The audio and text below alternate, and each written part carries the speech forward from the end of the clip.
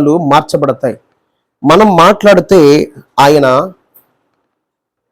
మనిషి మాట్లాడితే మీ జీవితంలో మార్పు జరగదు, కానీ ఆయన మాట్లాడితే మీ జీవితాల్లో ఆయన అనుకున్నట్టుగా మీ జీవితం ఈ భూమి మీద ఉంటుంది. హల్లెలూయా.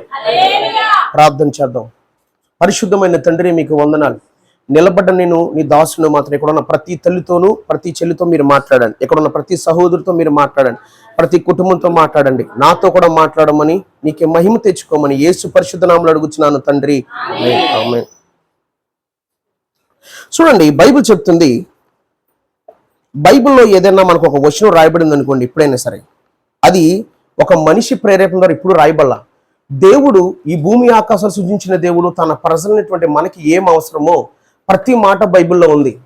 చాలాసార్లు మనకు అనిపిస్తుంది, కొన్ని బాధల్లో మనం వెళ్తున్నప్పుడు ఎవరైనా సహాయం చేస్తే బాగుండు, ఎవరైనా ఆదరిస్తే బాగుండు, ఎవరైనా బలపరిస్తే బాగుండు, ఎవరైనా నన్ను కొంచెం నాకు తోడుగా ఉండి నాకు కొంచెం ధైర్యం చెప్తే బాగుండు అని చాలా మంది అనుకుంటాం. అదే పౌలు కూడా ఒక మాట అంటాడు, నన్ను బలపరిచేవానిదే నేను సమస్తం చేయగలుగుతాను. పౌలు గుర్తించాడు, ఎప్పుడైతే క్రీస్తును అంగీకరించాడో పౌలుకి అర్థమైంది ఒకటే, నన్ను బలపరిచేవారు అంటే క్రీస్తు మాత్రమే. హల్లెలూయా.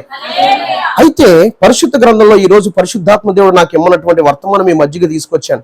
అయితే దేవుడు ఇమ్మన్న వర్తమానం ఏంటంటే, యేసయ్య ఒక వ్యక్తికి సహాయం చేస్తే ఎలా ఉంటుంది అతని జీవితం, దేవుడే ఒక వ్యక్తికి సహాయం చేస్తే ఎలా ఉంటుంది అంటారు? హల్లెలూయా. దేవుడు బైబిల్లో ఎవరికైనా అలా సహాయం చేశాడా? అలా సహాయం చేసినటువంటి జీవితాలు పరిశుద్ధ గ్రంథంలో కనబడియా? ఖచ్చితంగా కనబడ్డాయి. ఈ రోజున మీ ముందుకు తీసుకొస్తున్న పరిశుద్ధాత్మ దేవుడు కీర్తన సామ్ 18, కీర్తన 18వ కీర్తన మనందరం తెరిద్దాం. అక్కడ రాయబడిన మాటని, లేఖన భాగాన్ని మనం పరిశోధిద్దాం. దేవుడు ఒక మనిషికి సహాయం చేస్తానంటున్నాడు. మనం అడగడమే కాదు, యేసయ్యా నాకు సహాయం చేయవా, ఈ రోగం నుంచి నన్ను విడిపించవా, ఈ అప్పుల బాధ నుంచి నన్ను విడిపించవా, అయ్యా నా సమస్యలు ఇవి నాకు సహాయం చేయవా అని చాలా మంది చాలాసార్లు దేవుని ప్రార్థించేటప్పుడు ఖచ్చితంగా ప్రభా నాకు సహాయం చేయండి, నాకు సహాయం చేయండి, మీరు తప్ప నాకు ఎవరో సహాయం చేయరు అని మనం చాలాసార్లు ఆ మాటను ఉచ్చరిస్తూ ఉంటాం. అయితే దేవుడు జగత్తు పునాది వేయక మునిపే ప్రతి మనిషి యొక్క జీవితాన్ని ఎరుగున్నవాడు గనక, ప్రతి మనిషికి కూడా ఆయన మాట అవసరం గనక ఆయన ఏమన్నాడంటే, నీకు సహాయం చేయవాడు నేనే అంటున్నాడు ఆయన. హల్లెలూయా. కీర్తన గ్రంథము సామ్ 18:20, నీ సహాయం వల్ల నేను సైన్యమును జయిస్తాను, నా దేవుని సహాయం వల్ల ప్రాకారము దాడుతాను. ఇప్పుడు ఈ లేఖన భాగంలో మనం గమనించినట్లయితే ఇది పరిశుద్ధాత్మలో రాయబడింది. ఇతను ఒక గొర్రెల కాపరి, ఇతను ఒక అన్ఎడ్యుకేటెడ్ పర్సన్ కూడా చెప్పొచ్చు. ఎందుకు చెప్తున్నానంటే జాగ్రత్తగా వినండి. దేవుడు అందరినీ సమానంగా చూస్తాడు. అతను బాగా చదువుకున్నాడండి, మంచి జాబ్ చేస్తాడు, ఇతను బాగా చదువుకోలేదండి అని దేవుని దృష్టిలో భేదం ఉండదు, మనకుంటది కానీ భేదం. హల్లెలూయా. అందుకే దేవుడు ఏ భేదము లేదు, అందరూ పాపము చేసి ఆయన అనుగురించే మహిమని పొందలేకపోతున్నారని బైబిల్ చెప్తుంది. అయితే ఈ దావీదు ఒక గొర్రెలు కాసుకుంటుంటే దేవుడు ఇతన్ని పిలుచుకుని ఏర్పాటు చేసుకుని ఆశీర్వదించి ఇతన్ని అభిషేకించిన తర్వాత ఇతను వెళ్తున్నటువంటి ఆత్మీయ జీవితంతో ఇతను ప్రయాణం కొనసాగుతుంటే దేవుడు ఇతను ఏ స్థితి అయితే నియమించాడో ఆ స్థితిలోకి ఇతను వెళ్లకుండా శత్రువు భయంకరంగా ఇతను తరుముతున్నాడు. అలాంటి పరిస్థితుల్లో, అలాంటి ఒత్తిడిలో ఇక చంపేస్తారేమో నన్ను అని అలాంటి పరిస్థితుల్లో సౌలు రాజ్యాన్ని విడిచిపెట్టి ఇతను చంపాలని తన సైన్యాన్ని తీసుకుని తిరుగుతున్నటువంటి పరిస్థితులు అవి. అప్పుడు ఇతను ఎప్పుడైతే దేవుడు ఇతనికి ఇచ్చిన స్థానాన్ని చేరగలిగాడో, ఎప్పుడైతే సౌలు చేతిలో, చూడండి మీరు ఆ కీర్తన మొదటి ఒకసారి 18 కీర్తన సామ్ 18 అక్కడ ఏమనుంది, ప్రధాన గాయకునికి యెహోవా దాసుడైన దావీదు కీర్తన, అతని శక్తులందరి చేతుల నుండి సౌలు చేతుల నుండి చదువు. ఎస్, అతడు ఇట్లా చూడండి, చాలనా శత్రువు చేతులను తప్పించినప్పుడు, సౌలు చేతుల నుంచి విడిపించబడినప్పుడు ఈ దావీదు పరిశుద్ధాత్మగా నింపబడి అంటున్నాడు, నీ సహాయం వల్ల నేను సైన్యాలు జయిస్తాను, నా దేవుని సహాయం వల్ల నేను ప్రాకారాలు కూడా నేను దాటేస్తాను. ప్రాకారము దాటాలంటే మన తరం కాదు. ఇప్పుడు ఈ ఎదురుగుండా ఉన్న గోడ ఎక్కాలంటే నేను ఎక్కలేను, కనీసం 10 కుర్చీలేను బాబు అని చెప్పి ఆ కుర్చీ ఎక్కి అవతల దొక్కాలి. కానీ ఈ దావీదు ఏమంటున్నాడంటే, అలాంటి ప్రాకారాలు కూడా నా దేవుని సహాయాన్ని బట్టి నేను దాటగలుగుతా. అంటే దాని అర్థం ఏంటంటే, శత్రువు ఎంత బలవంతుడైనా సరే ఆ బలం ఎదుట నా దేవుని బలం ముందు ఆ బలం నిలబడదు. హల్లెలూయా. నా దేవుని బలం ముందు ఆ బలం నిలబడదు కనుక నా దేవుని సహాయాన్ని బట్టి నేను చేరాల్సిన చోటికి నేను చేరిపోతానంటాడు దావీదు. హల్లెలూయా. దేవుడు కూడా సహాయం చేస్తాడు. ఒక దావీదుకైనా సహాయం చేస్తాడు దైవజనుడా, మరి నాకు చేయడా, నేను ఎన్నో కష్టాలు పడ్డాను కదా, నేను ప్రభువుని నమ్ముకున్నాను కదా, మరి నేను ప్రభు కోసం నిలబడుతున్నాను కదా, ఎన్నో అవమానాలు, నిందలు, బాధలు నాకు కూడా ప్రభు చేస్తాడు. ఖచ్చితంగా నీకు కూడా ప్రభు సహాయం చేయబోతున్నాడు. హల్లెలూయా. కానీ మనం కూడా చేయాలి, మనం కూడా చేయాల్సింది ఒకటి ఉంది. ఇప్పుడు దావీదు దేవుడు పొగుడుతున్నాడు, నువ్వు నాకు సహాయం చేసావు. దావీదుకి దేవుడు ఎలా సహాయం చేశాడో చూద్దాం. Psalm 28 కీర్తన 28వ కీర్తన 7వ వచనాన్ని మనం చదువుదాం. ప్రతి లేఖన భాగాన్ని మీరు అందరూ చదవండి. నా ఆశ్రయము, నా కేడము, నా హృదయము. ఎస్, చాలు నాన్న తల్లి. ఎవరి యందు నమ్మికుంచిందంట దావీదు హృదయము? దేవుని యందు నమ్మికుస్తే దావీదు కంట దేవుడి ద్వారా సహాయాన్ని కలిగిందట. దేవునికి స్తోత్రం చేద్దాం. హల్లెలూయా. మనం నిజముగా దేవుని యందు నమ్మికుస్తే దేవుడట మనకి ఎలాంటి పరిస్థితి నుంచి అయినా సరే మనకి సహాయం ఇవ్వబోతున్నాడు. హల్లెలూయా. అది ఏంటనో నాకు తెలియదు, ఐ డోంట్ నో. నీ ఫ్యామిలీ పరిస్థితి నాకు తెలియదు, నీ జీవిత విధానం నాకు తెలియదు, నీవు ఎలాంటి పరిస్థితులు ఉండగలుగుతున్నావు నాకు తెలియదు, నువ్వు ఏ సమస్యలు ఉండగలుగుతున్నావు నాకు తెలియదు. కానీ దేవుడు ఎలాంటి సమస్య అయినా సరే నువ్వు ఆయన యందే నమ్మికుంచినప్పుడు ఖచ్చితంగా ఆయనకి సహాయం చేయబోతున్నాడు. హల్లెలూయా. మనం ఆయన యందు నమ్మికుంచాలి. నమ్మికుంచినప్పుడే సహాయం చూడగలుగుతాం. నమ్మికుంచకపోతే ఎట్టి పరిస్థితుల్లో సహాయం మనం పొందుకోలేం. అపనమ్మిక చాలా ప్రమాదం, అవిశ్వాసం చాలా ప్రమాదం. ఏంటంటే అవిశ్వాసము చెప్పండి, చాలా చాలా చాలా ప్రమాదం. మీరు అడగొచ్చు, దైవజనుడు అవిశ్వాసం అంటే అంత ప్రమాదమా? ప్రార్థన చేస్తాం కానీ కొన్నిసార్లు ఇది జరుగుద్దా అనుకుంటారు. నమ్మిక ఉంచాలి. చూడండి, ప్రకటన గ్రంథంలో రెవల్యూషన్ చాప్టర్ 21లో నరకానికి వెళ్ళే లిస్ట్ లో 8వ వచనంలో పిరికివారు అవిశ్వాసులు కూడా ఉన్నారంట. నరకానికి వెళ్ళే లిస్ట్ లో ఎవరున్నారంట? నరకానికి వెళ్ళే లిస్ట్ లో అవిశ్వాసులు కూడా ఉన్నారు. అందుకే మనం ఎప్పుడు అవిశ్వాసం కలిగి ఉండకూడదు. దేవుడు మనకు ఒక వాగ్దానం చేస్తే ఆ వాగ్దానం పట్టుకుని నాకు శక్తి సరిపోదు కదా, నా బలం సరిపోదు కదా, నాకు ఆశ లేదు కదా, నాకు ఏమీ లేదు కదా, నాకు సపోర్ట్ లేదు కదా, నన్ను ఆదరించేవాళ్ళు లేదు కదా, నన్ను బలపరిచేవాళ్ళు లేదు కదా, ఇది నా జీవితంలో ఎలా నెరవేర్చబడుద్ది అని మనం అపనమ్మిక రానివ్వకూడదు.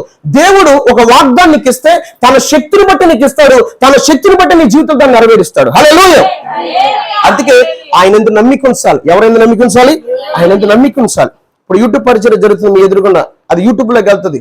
నాకు ఒక కెమెరా కొనాలంటే 1 lakh పడుద్ది, ఒక ల్యాప్టాప్ కొనాలంటే 70,000 పడుద్ది. ప్రభు అన్నారు యూట్యూబ్ పరిచయం స్టార్ట్ చేయన్నారు. నా దగ్గర రూపాయలు లేదు అప్పుడు. ప్రభు నా దగ్గర డబ్బులు లేవుగా, నువ్వు నా మాటిని ముందుకు అడిగి. సరే ప్రభు వేస్తాను. నేను దేవుడి మాట నమ్మాను, నన్ను యూట్యూబ్ పరిచయం స్టార్ట్ చేయమంటున్నాడు, నేను నమ్మాను. సరే ప్రభు ముందుకు వెళ్తాను. దేవుడు ఏం చేశాడంటే, చిన్నపేటలో నేను కొన్ని రోజులు ఇక్కడ సేవ చేశాను. వైజాగ్ వెళ్ళాను, నేను వైజాగ్ లో ఉన్నాను ఇప్పుడు దాకా. లాస్ట్ మంత్ June 4th వచ్చాను నేను. అయితే అక్కడ వైజాగ్ లో ఉండడం జరిగింది. అక్కడి నుంచి నర్సీపట్నం వెళ్ళడం, మళ్ళీ ప్రభు కృపబట్టి ఇక్కడ కొన్ని చోట్ల వాడబడ్డానికి ప్రభు నడిపించాడు.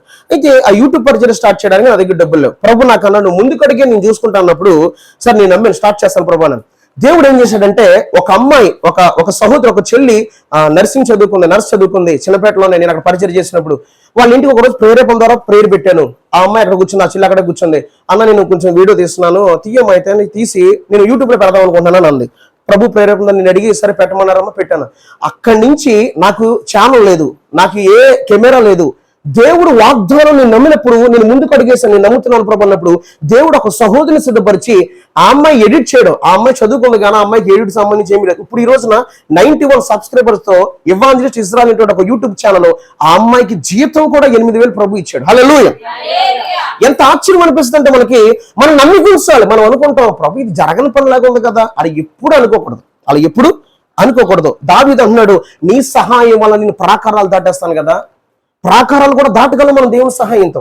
మనం ఎప్పుడు కూడా దేవుని ఎలా చూడాలంటే తెలుసండి, తన శక్తిని, తన మహిమని, ఈయన ఏదైనా చేయగలడు, ఈయనకి సమస్తము సాధ్యమే. యేసయ్య కూడా భూమి మీద ఉన్నప్పుడు నాకు అసాధ్యమని ఏదైనా కలదా అని చెప్పాడు. అందుకనే మనం ఎప్పుడు కూడా ఆయన మీద ఆధారపడినప్పుడు మనుషుల మాటలు ఎప్పుడు మీ హృదయంలోకి రానివ్వండి, మీకు వచ్చే తలంపులన్నీ కూడా మీ హృదయంలోకి రానివ్వండి. వాక్యాన్ని పట్టుకుని, వాక్యము మనం బైబిల్ చదువుతున్నప్పుడు దేవుని మీద ఆధారపడి నమ్మికుంచి దేవుని ద్వారా ఎలాంటి ఆశీర్వాదాలు పొందుకున్నారో అలాంటి అనుభవాలు మనం చదివినప్పుడు మనలో ఒక విశ్వాసం పెరుగుద్ది. ప్రభా ఆనాడు ఆ దైవజనుడు చేసావు కదా, ఆనాడు పలానా ప్రవక్తకి చేసావు కదా, ఆనాడు పలానా కుమార్తెకి చేసావు కదా, నా జీవితంలో కూడా నువ్వు చేయగలవు, నేను నమ్మికొస్తున్నప్పుడు దేవుడు ఖచ్చితంగా చేస్తాడు. హల్లెలూయా.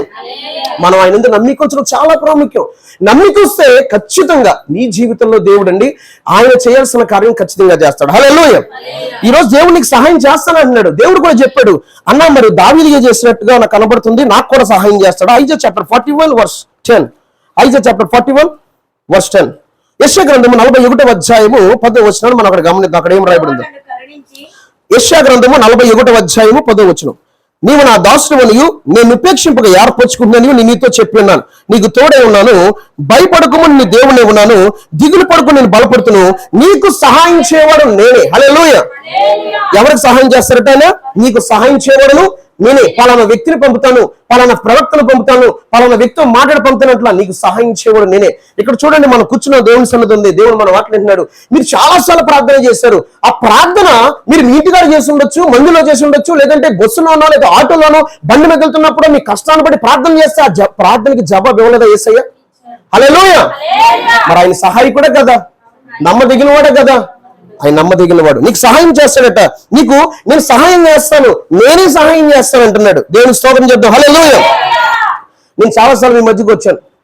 నేను ఒక్కనే రక్షించబడ్డాను. మా కుటుంబంలో కొట్టేవారు తిట్టేవారు అని నేను ఎప్పుడో చెప్తూ వచ్చాను చాలాసార్లు. ఈ రోజున నా తల్లి మారింది, మా నాన్న మారారు, నన్ను సేవకు అప్పగించిందని మా అమ్మ నాకు చెప్పడం 29 సంవత్సరం చెప్పింది.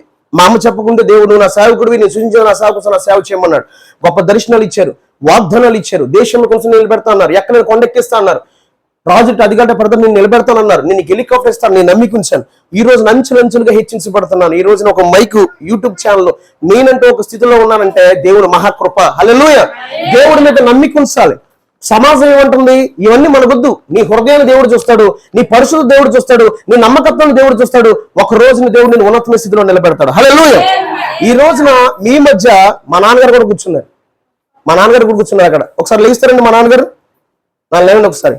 ఆయన మా నాన్నగారు నీకు చాలాసార్లు చెప్పారు, వందనాలు చెప్పలేదు నీకు, నేను చాలాసార్లు చెప్పాను మా నాన్నగారు కొట్టేవారని. ఈ రోజు చేతిలో బైబిల్ పెట్టుకుని ఒకసారి పాట పాడతాడు, తెల్లారిగట్టు లేసి ప్రార్థన చేసుకున్నారు మా మదర్ మా ఫాదర్ కూడా.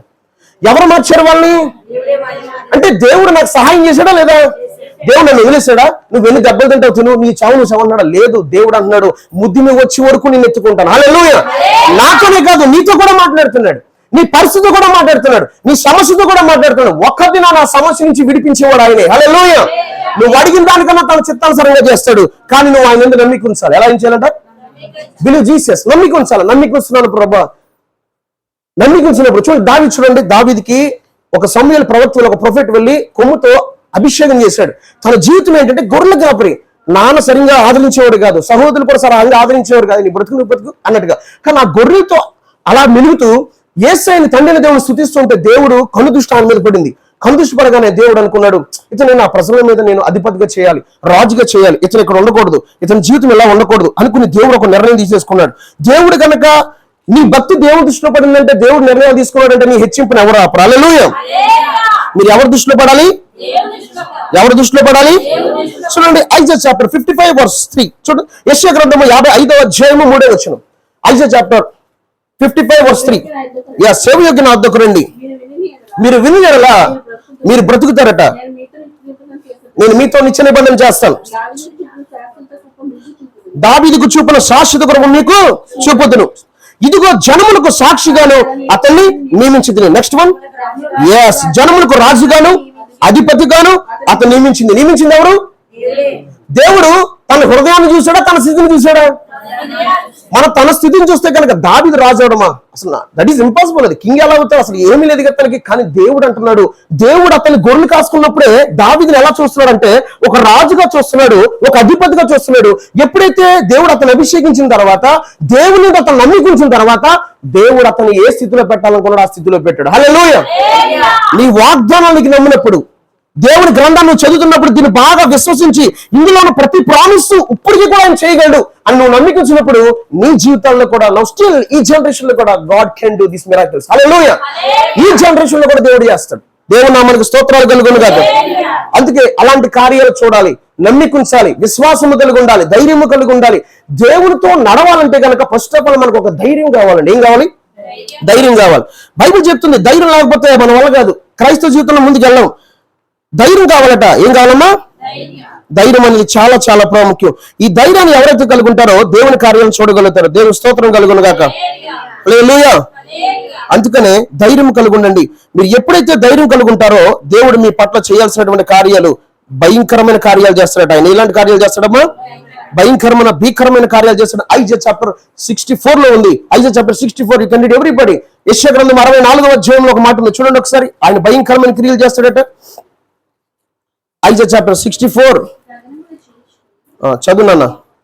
మొదటి నుంచి కాదు కానీ 3వ వచనం చదువు నాన్న. 3వ వచనం. చేయగా అన్యజనులు నీ సన్నిధిని కలవరపడదు. దిగివచ్చుదువు గాక. Yes. నీ సన్నిధిని పర్వతం తత్తరిల్లును గాక. Yes. మన కొరకు కనిపెట్టి వారి విషయమే నీవు తప్ప తన కార్యములు సఫలం చేయమని ఏ దేవుడని ఎవడు నేనే కాలమున చూసి ఉండలేదు. Yes. అట్టి దేవుడు కలడన్న సమాచారం మనుషులకు వినబడలేదు. అట్టి సంగతి వారికి తెలిసి ఉండలేదు. Yes. చూడండి, భక్తుడైనటువంటి ప్రొఫెట్ ఇతను ఒక ప్రవక్త. ఇతని పేరు యెషయా. ఇతను దేవుడు ఏర్పాటు చేసుకున్నాడు. ఇతను యేసయ్య భూమి మీదకి వస్తాడని అనేకమైన ప్రవచనాలు రాశాడు. అయితే ఒక కన్య గర్భం కూడా ధరిస్తాను ఈయన రాశాడు. ఈయన పరిశుద్ధాత్మ దేవుడు రాయిస్తూ ఆయన భయంకరమైన క్రియలు చేస్తాడు. అన్ని జనులు కలవరపడతారు. ఆయన దిగి వస్తాడు.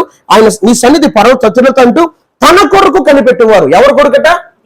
ప్రభా నువ్వు నాకు సహాయం చేయ అంటారు కదా, దేవుడి మీద ఆధారపడతారు. ప్రభా నువ్వే నా దిక్కు, నువ్వే చేయాలి ప్రభా అని ఎప్పుడు చేస్తావో తెలియదు అంటారు చూసారు. తన కొరకు కనిపెట్టేవారి విషయమై ఆయన తప్ప నీవు తప్ప తన కార్యము సఫలం చేయమని ఏ దేవుడు నేను ఎవడు ఏ కాలంలో చూచి ఉండలేదు. అట్టి దేవుడు కలడం సమాచారం మనుషులు కూడా వినబడలేదు. ఆయన ఎలాంటి కార్యాలను చేయగలడట? భయంకరమైన క్రియలు చేస్తాడు. భయంకరమైన క్రియలు చేస్తాడని బైబిల్ చెప్తుంది. Are you believers? మీరు దయచేసి వినండి. పరిశుద్ధ గ్రంథం మీరు చదువుతున్నప్పుడు ఈ వాక్యాన్ని ఒక నామకార్థంగా చదవకూడదు. ఈ గ్రంథం చదువుతున్నప్పుడు పరిశుద్ధాత్మ ద్వారా సహాయంతో మనం చదువుతున్నప్పుడు ఈ లేఖన భాగంలో ఉన్నటువంటి ఆ సారాన్ని మనం గ్రహించగలగాలి. దేవుడు ఎలాంటి కార్యాలు కూడా చేయగలుగుతాడా అని మనం ఎప్పుడైతే మనం విశ్వసించగలుగుతామో ఫస్ట్ ఆఫ్ ఆల్ మనలో విశ్వాసం పెరుగుద్ది. ఏం పెరుగుద్ది? విశ్వాసం పెరుగుద్ది. మనము కూడా భక్తులు చేసిన భక్తి, భక్తులు చేసిన ప్రార్థన, భక్తులు ఉంచినట్టు నమ్మిక ఇవి కూడా మనం ఉంచగలుగుతాం. హల్లెలూయా. నన్ను చంద్రబాబు ఇంట్లో ఎందుకు వచ్చింది గొడవ వదిలేసి ఉంటే, నా భక్తి వదిలేసి ఉంటే ఈ రోజు నేను ఏ సినిమా థియేటర్లోనో లేదంటే నా జీవితం ఏమైపోనో నాకు తెలియదు. కానీ ఈ రోజున బైబిల్ కూడా పట్టుకోవడానికి అర్హత లేని నాకు యేసు రక్తం ద్వారా కడబడినటువంటి సంఘం ఎదుట దేవుని వాక్యం ప్రకటిస్తున్నానంటే అది ఎవరిచ్చారు ఆ కృప? ఆ సమస్యల్లో ఉన్నప్పుడు, ఆ ఇరుకులో ఉన్నప్పుడు, ఆ ఇబ్బందుల్లో ఉన్నప్పుడు నన్ను నిలబెడుతూ, నన్ను ప్రోత్సాహపడుతూ, నాకు సహాయం చేస్తూ ఈ రోజు ఈ స్థితిలో నిలబడ్డానంటే ఆయన సహాయం చేశాడు కనుక నిలబడ్డాను. హల్లెలూయా. ఆయన సహాయం చేస్తాడు. మనం ఆయన మీద ఆనుకోవాలి, ఆయన మీద ఆధారపడాలి. ఆయన మీద ఆధారపడి ప్రభా నన్ను నడిపించు, నాకు సహాయం చేయి. నిన్ను కూడా దేవుడు నడిపిస్తాను అన్నాడు. నువ్వు అడగాలి కానీ దేవుడిని, నీకు ఎలాంటి పరిస్థితుల్లో ఉన్నా దేవుడు నిన్ను కూడా గైడ్ చేస్తాడు. ఐజా చాప్టర్ 48:17 అంటున్నాడు, నీ విమోచకుడు ఇశ్రాయేలు పరిశుద్ధుడు యెహోవా ఎలాగ సెలవిచ్చున్నాడు, నీకు ప్రయోజనం కలుగునట్టు నీ దేవుని యెహోవా నేనే నీకు ఉపదేశం చేయదును, నీవు నడవలసిన నేను నడిపిస్తాను. నేను ఏం చేస్తాడు? ఆయన గైడ్ చేస్తాడు. నేను ఆయన నడిపించబోతున్నాడు. నీకు సహాయం చేయడమే కాదు, నేను ఆయన నడిపించబోతున్నాడు. ఎంతమంది కావాలి నాకు సహాయం చేయాలి, నన్ను నడిపించాలి దేవుడు. హల్లెలూయా. దేవుడు నామానికి మహిమ కలుగును గాక. హల్లెలూయా. నేను వైజాగ్ వెళ్ళాలి. వైజాగ్ నుంచి నాకు ఎటువంటి ఇన్ఫర్మేషన్ లేదు. వైజాగ్ లో నాకు సేవ అన్నారు కనుక నేను వైజాగ్ వెళ్ళాలి. నాకు ఎవరు వైజాగ్ లో లేరు. కేఏ పాల్ దగ్గర పని చేస్తూ మీటింగులు చూసుకుంటూ మొత్తం అంతా కూడా ఫారెన్ గంట నుంచి క్యాష్ అంతా చూసుకుని ఒక ఆయన ఉన్నాడు. ఆయన ఎవరు నాకు తెలియదు. నాకు ఇచ్చిన వాగ్దానం ఏంటి?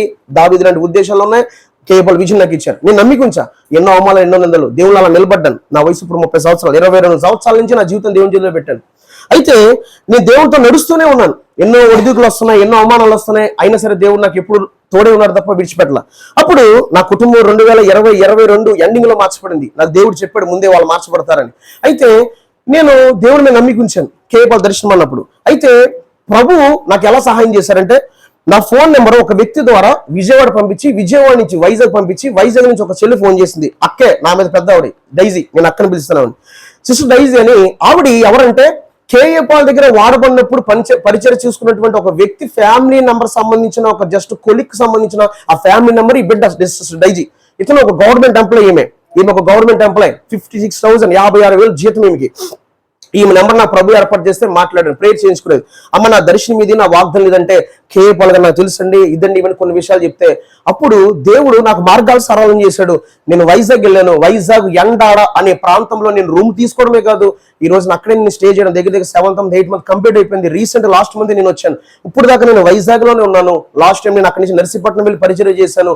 దేవుడు నేను ఎప్పుడైతే నమ్మికుంచానో నా హృదయం నేను ఆయన నమ్మికుంచినప్పుడు నా జీవితంలో దేవుడు చేస్తానటువంటి కార్యాలు వన్ బై వన్ అవి ఫుల్ఫిల్ అవడం అనేది ఆరంభమైంది. హల్లెలూయా. ఈ లోపు ఎంతో ప్రెజర్ వచ్చింది. ఈ లోపు ఎన్నో ఇబ్బందులు వచ్చినాయి. ఈ లోపు ఎన్నో ఇబ్బందులు, ఇరుకులు, కానీ చచ్చిపోవాలనుకున్న దినాలు కూడా ఉన్నాయి. కానీ దేవుడి మీద మనం ఆనుకున్నప్పుడు దేవుడు మన జీవితంలో ఏం చేయాలనుకున్నాడో అది చేయడానికి దేవుడే 10 అడుగులు ముందుకు వేస్తాడు. ఎన్ని అడుగులు వేస్తాడు అన్న? దేవుడు ముందుకు వస్తాడా?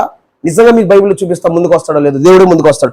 నీ కొరకు సహాయం చేయడానికి దేవుడు ముందుకు రాబోతున్నాడని బైబిల్లోనే ఉంది. హల్లెలూయా. ఆ విధంగా 30 year కరెక్ట్ గా July 17 లాస్ట్ ఇయర్ 17కి అడుగు పెట్టాను, 18 తారీఖున పుట్టినరోజు, ఈ నెల 18 వస్తున్నారు, 31 వస్తాయి నాకు. వెంటనే కేఏ పాల్ గారు ఊళ్ళు తీసుకెళ్లారు, ప్రభు తకరపు వలస తీసుకెళ్లారు. అక్కడ వాక్యం చెప్పాను, అక్కడ నా సాక్ష్యం చెప్పాను, అక్కడ నా సువార్త చెప్పాను. కేఏ పాల్ దగ్గర పనిచేసిన వాళ్ళు ఓన్ బ్రదర్ అక్కడ ఉన్నాడు, ఆయన చనిపోయి కేఏ పాల్ దగ్గర పనిచేసిన ఒక ఆయన ఓన్ బ్రదర్ అక్కడ కూర్చుని, ఆయన బైబిల్ క్లాస్ టీచర్. ఆయన అంటున్నారు, ప్రభు మిమ్మల్ని చాలా డైనమిక్ గా తయారు చేసుకున్నారు బ్రదర్ అన్నాడు. ఆయన వాళ్ళ ఇంగ్లీష్ టీచర్ అనమాట, వాళ్ళందరూ గవర్నమెంట్ ఎంప్లాయీస్. వాళ్ళ ముందు దేవుడు నిలబెట్టాడు.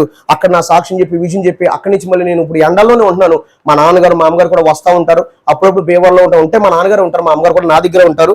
దేవుని మహాకృపను బట్టి నా వాగ్దానం బట్టి వన్ బై వన్ అలా ఫుల్ఫిల్ అవుతూ వచ్చాయి. ఇదే బేవాళ్ళు చిరుపై బట్టలేసి తిరిగాను, ఇదే బేవాళ్ళు అవమాన నిందలు. కానీ దేవుడు వాగ్దానం పట్టుకున్నప్పుడు నమ్మికుంచినప్పుడు ఇప్పుడు ఒక స్థితిలో నిలబడ్డానండి. హల్లెలూయా. కేవలం ఆయన కృప మాత్రమే. దేవుడు మిమ్మల్ని, మీ కుటుంబాన్ని, మీ సంఘాలను ఆశీర్వదించును గాక. ఈ సంఘానికి వచ్చేవాడిని, దైవజనులు కానుకిచ్చేవారు, వచ్చిన దాంట్లోనే ఇంటికి తీసుకెళ్లేవారు, చక్కగా భోజనం పెట్టేవారు. వీళ్ళకి కృప కలుగును గాక ఈ ఫ్యామిలీకి. ఆమేన్.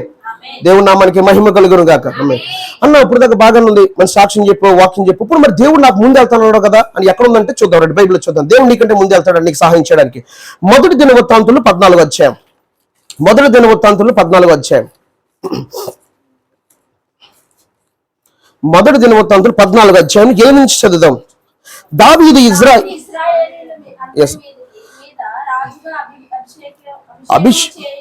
నేను చదువుతాను. దావీదు ఇశ్రాయేలీయుల మీద రాజుగా అభిషేకం చేయబడిన విని ఫిలిష్తీయులందరూ దావీదును వెతికి పట్టుకున్నట్టుగా బయలుదేరగా దావీదు ఆ సంగతి విని వారిని ఎదుర్కొని పోయారు. ఫిలిష్తీయులు వచ్చి రెఫాలీములో దిగి, ఫిలిష్తీయుల మీదకి నేను పోయిన యెడల నీవు వారిని నా చేతికి అప్పగించుదువా అని దావీదు దేవుని యొక్క విచారణ చేశాడు. ఏం చేశాడు? మనం దేవుణ్ణి అడగాలి. ఏదైనా సరే, ఏదైనా ఒక పని చేస్తున్నాం, వివాహమా, ఉద్యోగమా, పరిచయం, ఏదైనా ప్రభా ఇది నీ చిత్తమా? నీ చిత్తమైతే ఒక దర్శనం గాని వాక్యం ద్వారా మాట్లాడండి, ఒక సూచన ఇవ్వండి. సైన్ అంటారు, సూచన దయచేయండి. చూడండి, ఈ గిద్యోను దేవుడు పిలుస్తుంటే ముందు నాకు సూచన ఇవ్వమంటున్నాడు. నువ్వు నన్ను పిలిచేవాని యుద్ధానికి వెళ్ళిపోవాలా, నాకు ముందు సూచనలు ఇవ్వని. సూచన అడిగినప్పుడు దేవుడు సూచన ఇచ్చినప్పుడు ఆ సూచన ఎప్పుడైతే కన్ఫర్మ్ చేసుకున్నాడో అప్పుడు మిద్యాన్ల మీదకి యుద్ధానికి వెళ్ళాడు గిద్యోను. హల్లెలూయా. మనము కూడా దేవుడి దగ్గర ఒక విచారణ చేయాలి. ఈ విచారణ చేయకే చాలా మంది జీవితాలు బాధపడుతున్నాయి, చాలా మంది అప్పుల్లో పడిపోతున్నారు. విచారణ చేయాలి. ఇది నీ చిత్తమైతే జరిగించు, లేకపోతే వద్దు. మన హ్యాపీ కంటే దేవుని హ్యాపీ ప్రాముఖ్యం. హల్లెలూయా. దావీదు విచారణ చేశాడు. ఈ విచారణ చేసి యెహోవా పొమ్మన్నాడు. అప్పుడు అన్నాడు దేవుడు, నువ్వు వెళ్ళు అంటే అప్పుడు అంటున్నాడు దావీదు, నేను వారిని నీ చేతికి అప్పగించదని సెలవిచ్చాను. దేవుడే దావీదుతో అన్నాడు, నేనే వారిని నీ చేతికి అప్పగించబోతున్నాను. హల్లెలూయా. నెక్స్ట్ 11, వారు బయల్పే రాజ్యంలోకి వచ్చినప్పుడు దావీదు అచ్చట వారిని హతము చేసి జల ప్రవాహంలో కొట్టుకుని పోయినప్పుడు యెహోవా నా శత్రులు నా ఎదుట నిలవకుండా నాశనం చేసిననుకుని ఆ స్థలములకు బయలుపే రాజ్యం అని పేరు పెట్టాడు కదండి. ఇక్కడ దాకా నేను చెప్పాను, నేను ఇంకా చదివించి మీకు నేను కొంచెం కంక్లూడ్ చేస్తాను. నెక్స్ట్ 18 నుంచి చదువుతారండి, అదే అధ్యాయం 13 వచ్చిన చూడండి ఒకసారి. ఫిలిష్తీయులు మరలా ఆ లోయనికి దిగిరాగా దావీదు తిరిగి దేవుని యొక్క మళ్ళీ ఏం చేశాడమ్మా? సెకండ్ విచారణ. ఒకసారి ఆల్రెడీ కన్ఫర్మ్ చేశాడు దేవుడు, వెళ్ళమన్నాడు, అప్పగించాడు, శత్రువు మీద విజయం పొందాడు. మళ్ళీ వస్తున్నారట శత్రులు. మళ్ళీ వచ్చినప్పుడు ఆల్రెడీ నేను దేవుడిని అడిగాను కదా, అడగక్కర్లేదు, వెళ్ళిపోతాను, నేను వెళ్ళిపోలా, మళ్ళీ దేవుని దగ్గర కనిపెడుతున్నాను, నువ్వు వెళ్ళమంటే నేను వెళ్తా. అర్థమైందండి మీకు? అప్పుడు మళ్ళీ కనిపెట్టినప్పుడు అందుకు దేవుడు చదువున్నాను నిలిచి వినబడినప్పుడు పడుము.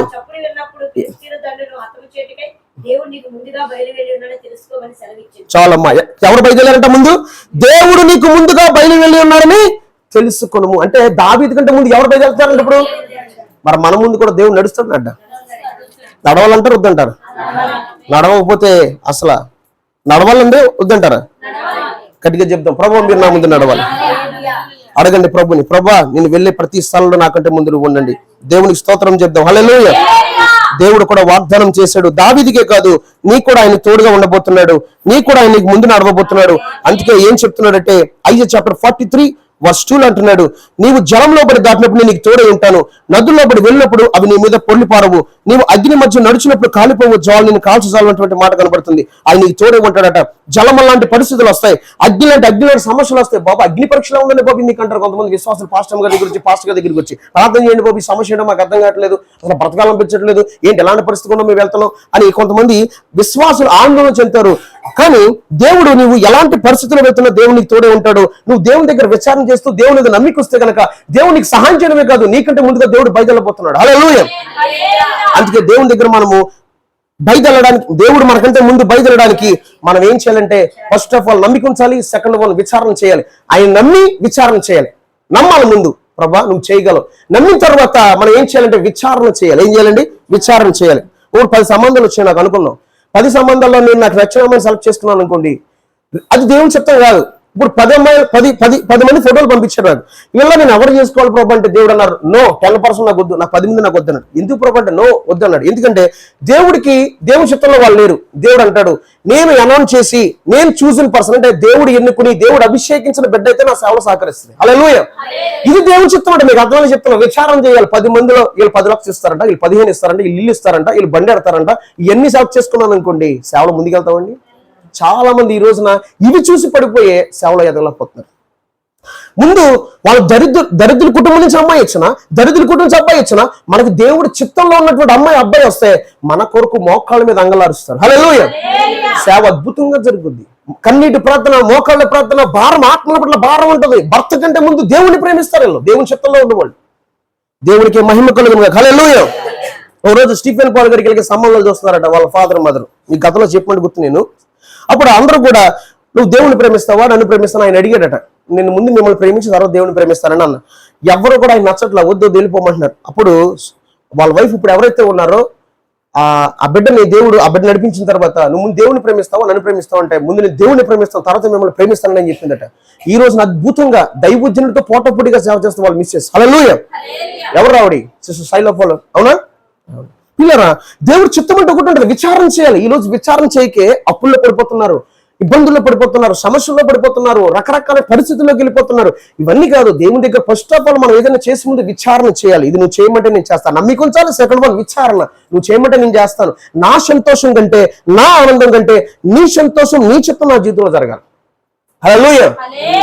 యోసేపు ఆనందం కంటే దేవుని చిత్తం చేయడం ఇంపార్టెంట్ అనుకున్నాడు కనుక యోసేపు చరిత్రలో నిలబడ్డాడు. బాబు నీకు ఎందుకు నా చిత్తం కాదు, నీ ఉద్దేశంలో కొద్ది నా ఇష్టంతో నీ బతకాలి అనుకుంటే యోసేపు గురించి మేము చెప్పినవాళ్ళం కాదు కదా, మీకు చెప్పినవాళ్ళం కాదు. అందుకే మనము ప్రతిదీ దేవుని దగ్గర విచారణ చేయాలి. ఇది నీ చిత్తం అయితేనే జరిగించు, లేకపోతే వద్దు, నో ప్రాబ్లం.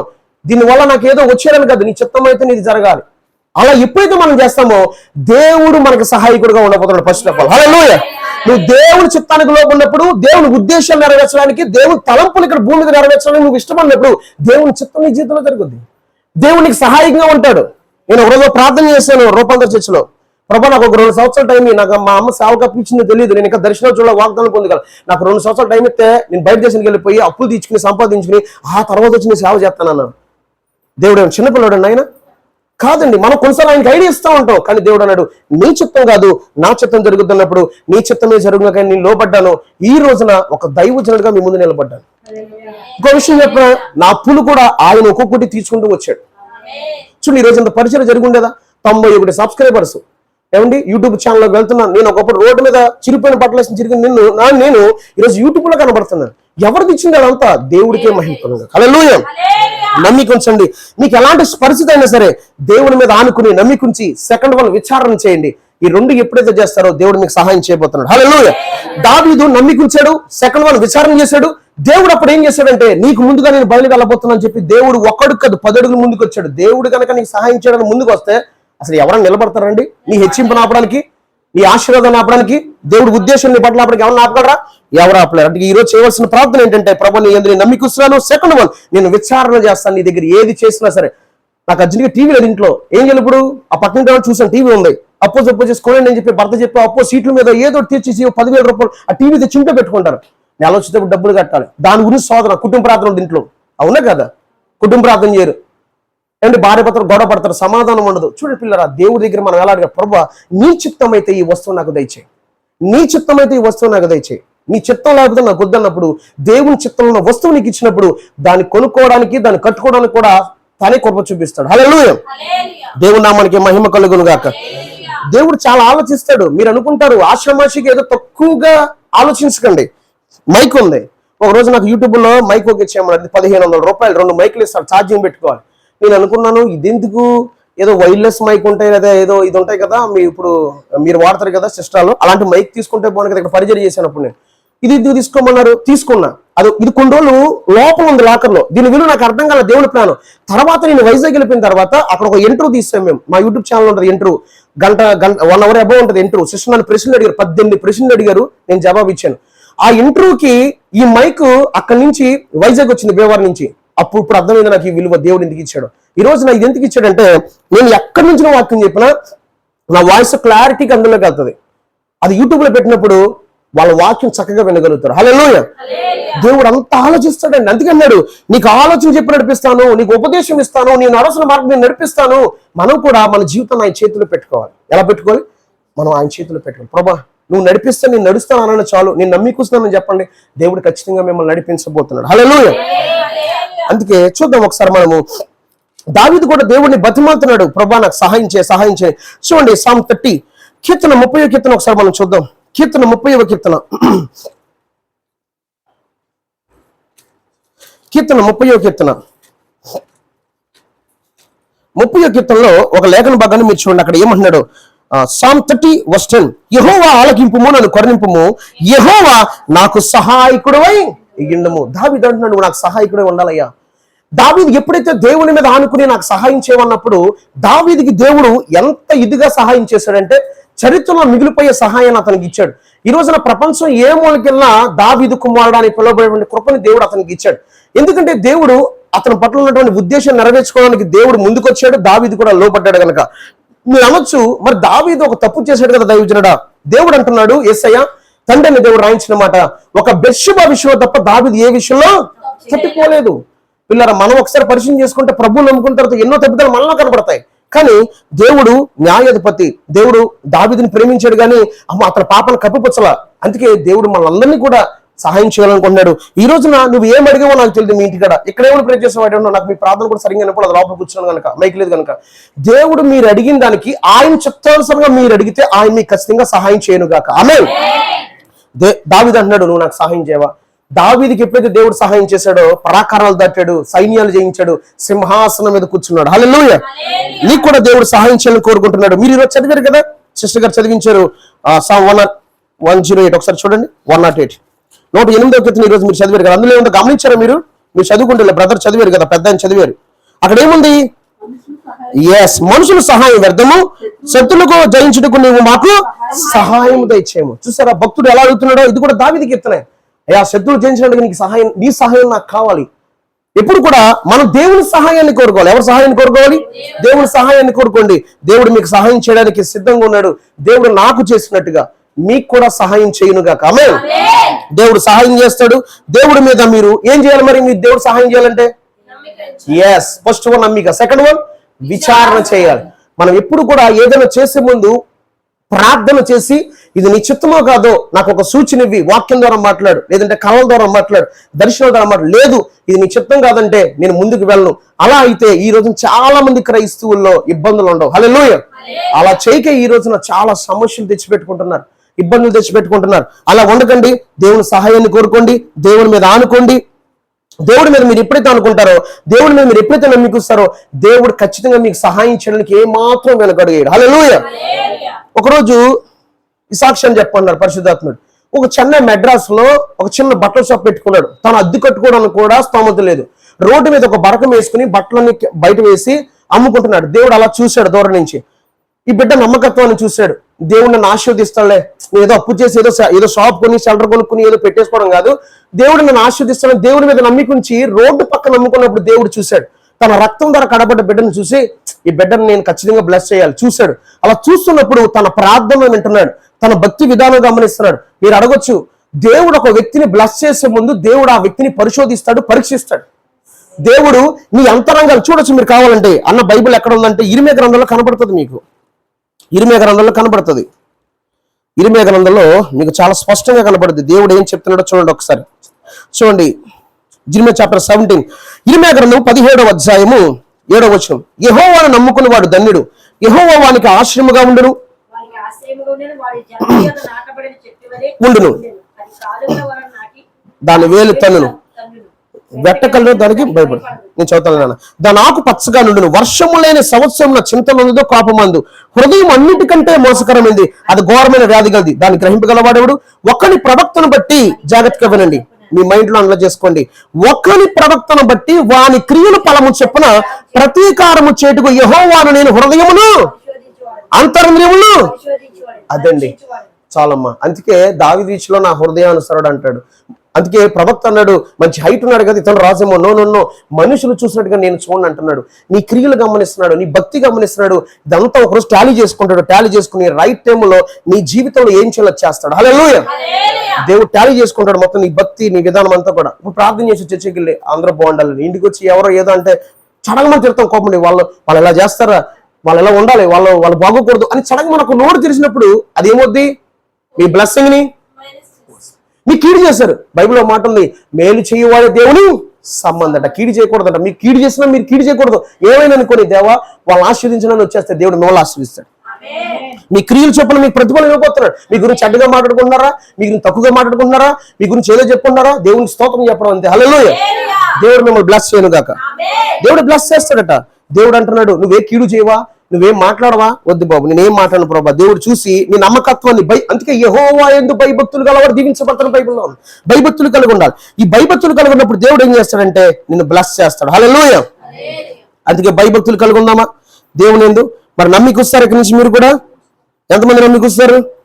మరి ప్రభా నేను నీ యందే నమ్మికొస్తాను. ఎవరైందో నమ్మికించుంటాను, నేను నీ యందే నేను నమ్మికొస్తాను ప్రభా అని. చూడండి ఒక్కసారి ఆయన యందే నమ్మికొస్తాం. దేవుడు అంటున్నాడు, ఆయన అందు నమ్మికృష్ణ వాళ్ళట ఆయన విడిచిపెట్టాడంట. హల్లెలూయా. దేవుని నామానికి మహిమ కలుగును గాక.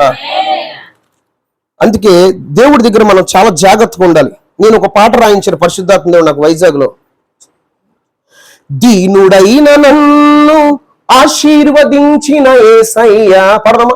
దీనుడైన నన్ను ఆశీర్వదించిన యేసయ్యా, ఎక్కలేని కొండకు ఎక్కించిన యేసయ్యా, ఎక్కలేని కొండకు ఎక్కించిన యేసయ్యా, నా ఎడల నీవు చూపిన విస్తారమైన నీ కృపను.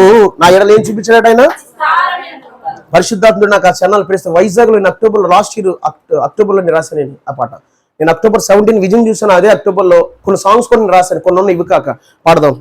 దీనుడైన నన్ను ఆశీర్వదించిన యేసయ్యా, ఎక్కలేని కొండకు ఎక్కించిన యేసయ్యా, దీనుడైన నన్ను ఆశీర్వదించిన యేసయ్యా, ఎక్కలేని కొండకు ఎక్కించిన యేసయ్యా, నా ఎడల నీవు చూపిన విస్తారమైన నీ కృపను, నా ఎడల నీవు చూపిన విస్తారమైన నీ కృపను మరువగలన నీ కార్యములను నా యేసయ్యా, మరువగలన నీ కార్యములను నా యేసయ్యా, నా జీవితమంతా నీ వాగ్దానములతో నడిపించినావు చదమ, నా జీవితమంతా నీ వాగ్దానములతో నడిపించినావు, మరువక నా ఎడల నీ దయ చూపినావు, మరువక నా ఎడల నీ దయ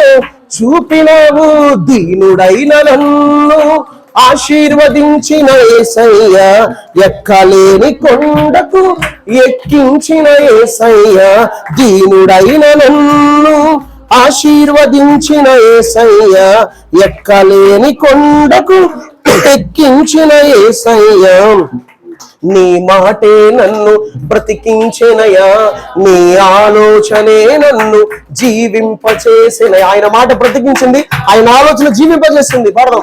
నీ మాటే నన్ను బ్రతికించెనయా, నీ ఆలోచనే నన్ను జీవింపచేసినయా, మనిషి మాటే నన్ను కృంగదీసిన, నీ మాటే నన్ను లేవనెత్తినయా. పడదామా. మనిషి మాటే నన్ను కృంగదీసిన, నీ మాటే నన్ను లేవనెత్తినయా, నీ మాటే నన్ను లేవనెత్తినయా. ఆయన మాట లేవనెత్తుతుంది. ఆయన మాట ఏం చేస్తుందండి? మీరు నమ్ముతారా ఆయన మాట లేవనెత్తుదని? ఒకసారి మీ చేత చదివిస్తాను. 147 సామ్. 147వ కీర్తనలో ఒక చరణం ఉంది, 6వ చరణం. బిగ్గరగా చదవండి ఒకసారి. ఏముంది అక్కడ?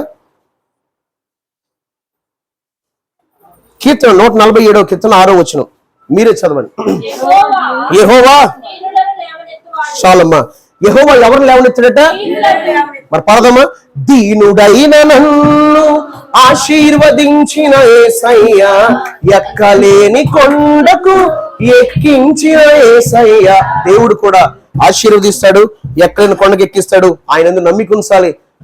10th క్లాస్ పక్కన చూసి పాస్ అయ్యాను, పిచ్చోడైపోతా ఉన్నాను నన్ను. కానీ ఈ రోజు ప్రభు దర్శనాలు, వాగ్దానాలు, ఈ రోజు ఈ పాటలు కూడా రాయడానికి ప్రభు కృప చూపించారు. హల్లెలూయా. ఇంకొక పాట కూడా పాడి ఇంకొక మాట చెప్పి ముగించేస్తాను. పాడుకుందామంటారా వద్దంటారా? చూడండి, నన్ను దీవించిన నా యేసయ్యా నాలేమిలో తోడయున్నా నజరేయుడు. ఆయనను దీవించాడు. లేమిలో అంటే కరువులో ఎవరు తోడై ఉన్నారట? నాకు యేసయ్య. నన్ను దీవించిన నా యేసయ్యా నాలేమిలో తోడయున్నా నజరేయుడ. నా కన్నీరు తుడచి నన్ను బలపరచరే నీ హస్తము. నా కన్నీరు తుడచి నన్ను బలపరచరే నీ హస్తము. నీతిగల దేవుడవు, రక్షించే దేవుడవు, నీతిగల దేవుడవు, రక్షించే దేవుడవు. నీ ప్రేమతో నన్ను పిలచితివే, నీ కృపతో నన్ను స్థిరపరచితివే.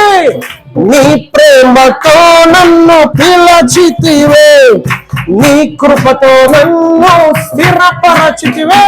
నన్ను దీవించిన నా యేసయ్యా నాలేమిలో తోడయున్నా నజరేయుడా. ఈ పాట అంతా కూడా నా జీవితం అంతేగా, దేవుడిచ్చిన ప్రేరేపణ రాశాను. నీ పాత్రగా నన్ను మలచితివే, నీ సేవకుడిగా నన్ను హెచ్చించితివే. నీ పాత్రగా నన్ను మలచితివే, నీ సేవకుడిగా నన్ను హెచ్చించితివే.